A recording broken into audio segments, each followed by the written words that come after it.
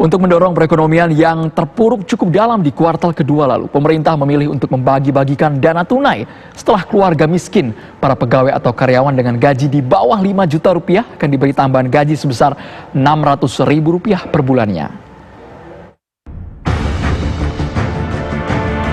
Pandemi COVID-19 telah memukul perekonomian nasional di tahun 2020 ini. Pada kuartal kedua lalu, ekonomi Indonesia tercatat anjlok hingga 5,32%. Kinerja ekonomi ini bahkan menjadi yang terendah sejak krisis ekonomi tahun 1999 lalu. Untuk mendorong perekonomian di sisa tahun ini, Menteri Keuangan Sri Mulyani mengaku pemerintah telah menyiapkan langkah terutama yang bisa mendorong tingkat konsumsi. Salah satu program yang disiapkan adalah pemberian tambahan gaji bagi karyawan swasta. Karyawan dengan penghasilan di bawah 5 juta rupiah akan diberi tambahan Rp600.000 setiap bulannya.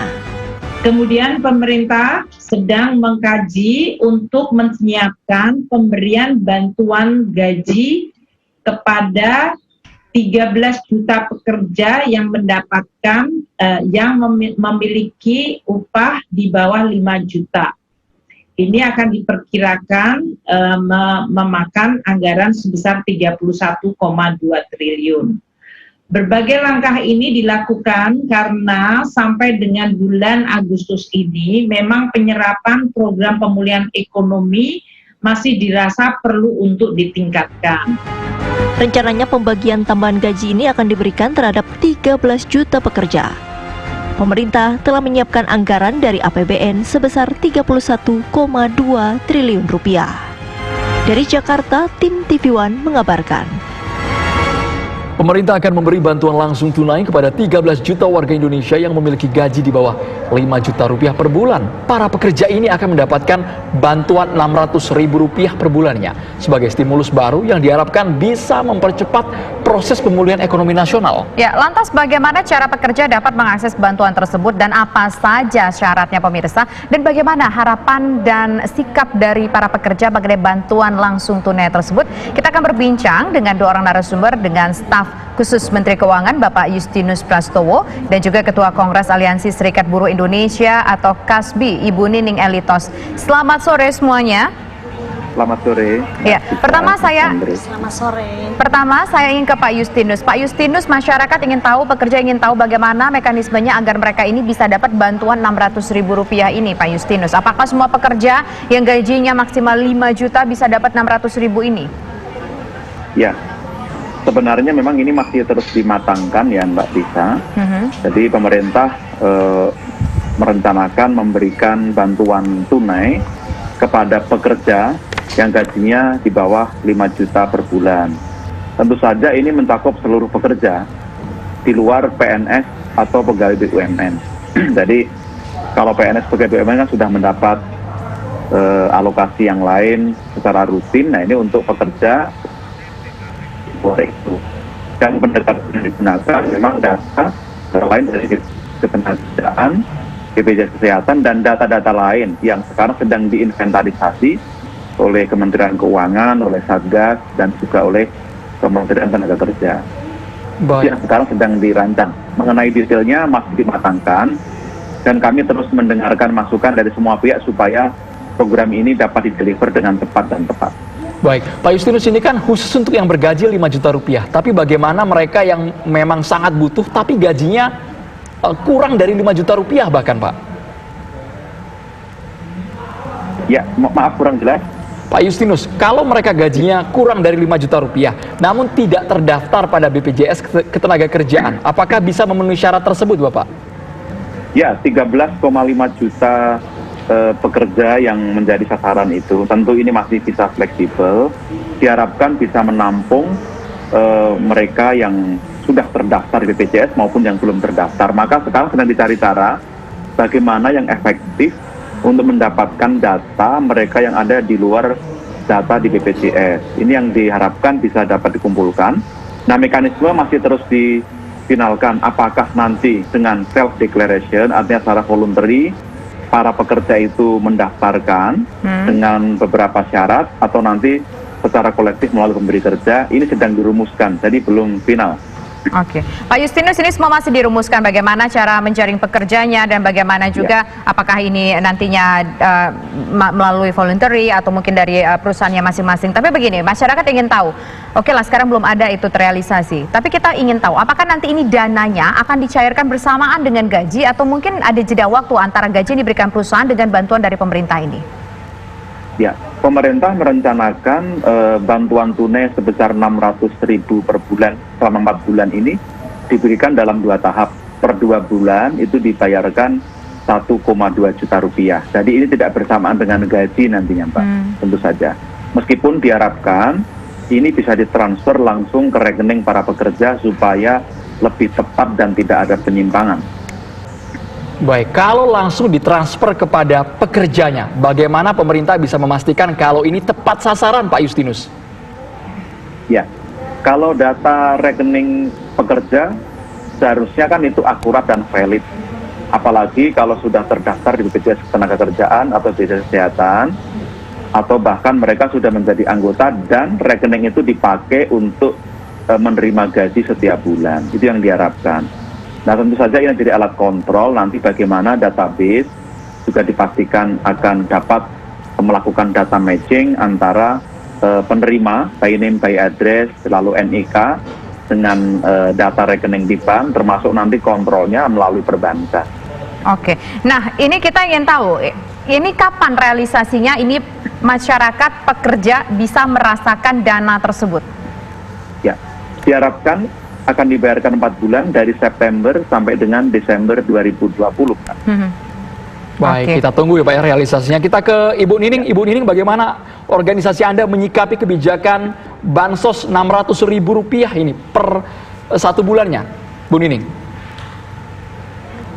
Iya, pertama saya menyampaikan bahwa dalam situasi krisis ekonomi dan krisis kesehatan ini memang menjadi persoalan besar bagi rakyat dan bangsa.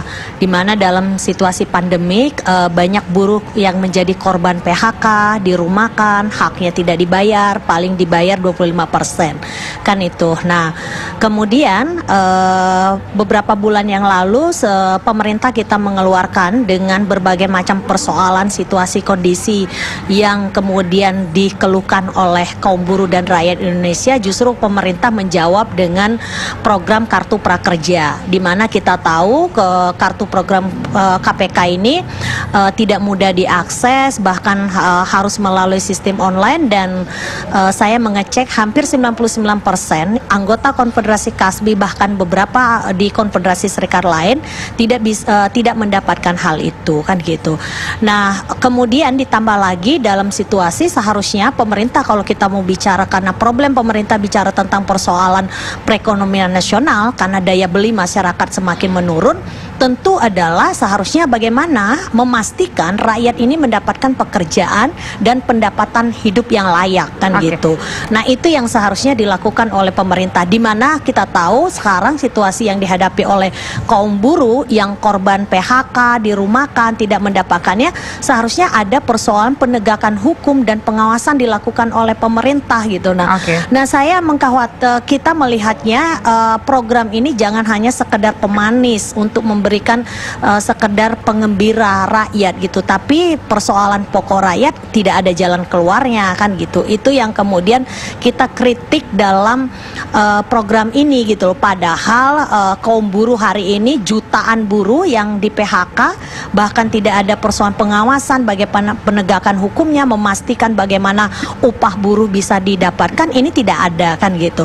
Padahal kalau kita bicara pemerintah, kalau membicara problem rakyat hari ini adalah tentang persoalan dan pendapatan yang layak. Nah, kalau kemudian uang ini, kita tahu kemarin pemerintah melalui Menkyu menyampaikan bahwa negara dalam situasi krisis mengkhawatirkan dalam persoalan keuangan sehingga banyak melakukan pinjaman hutang ke luar negeri. Nah, kalau kemudian uang hutang ini tidak diberikan manfaat yang besar, ini justru kemudian semakin membuat krisis kita semakin dalam. Seharusnya adalah bagaimana pembangunan industri nasional yang kuat dan mandiri, Jokowi untuk penciptaan lapangan pekerjaan dan pendapatan yang layak bagi rakyat. Kan Bu Nining, ini kan dikhususkan untuk mereka dengan gaji maksimal 5 juta rupiah begitu ya. Tapi dengan angka 600 ribu rupiah ini, katakanlah penghasilan mereka 5 juta ditambah 600 ribu rupiah, 5 juta 600 begitu dirata-ratakan. Apakah ini cukup, Bu Nining? Kalau menurut Anda?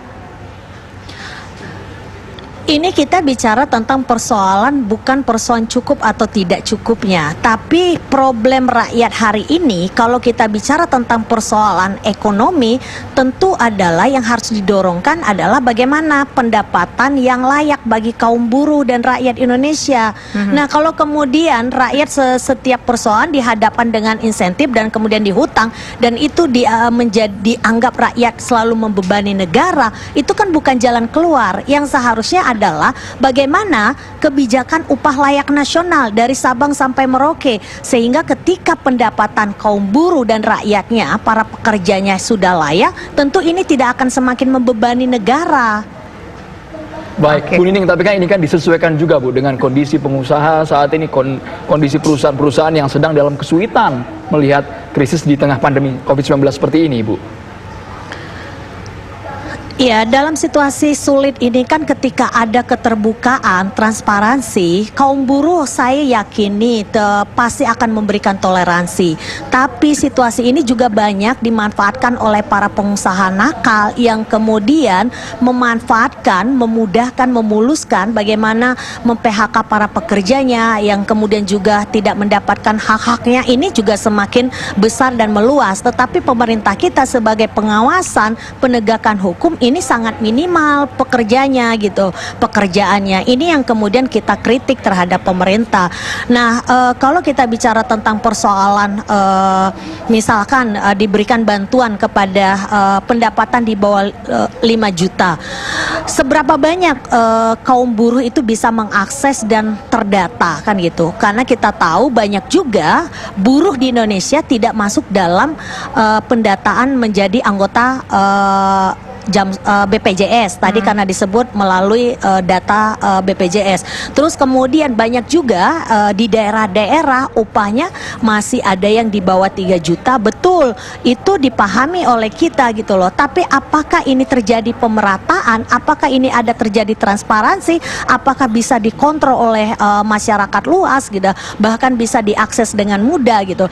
Pengalaman kita beberapa kali program insentif seperti ini justru kemudian tidak mudah bagi kaum buruh dan rakyat Indonesia. Kartu prakerja kemarin saja gitu ya, jutaan buruh yang jadi korban PHK itu tidak bisa mengakses, bahkan banyak yang tidak mendapatkannya. Baik, Ibu Nining. Pak Justinus, kami ingin tahu Pak tanggapannya seperti apa. Apakah sudah bisa menjangkau semuanya meskipun ada syarat mutlak yang harus dipenuhi, yakni harus terdaftar di BPJS Ketenagakerjaan. Sesaat lagi pemirsa, kami akan segera kembali.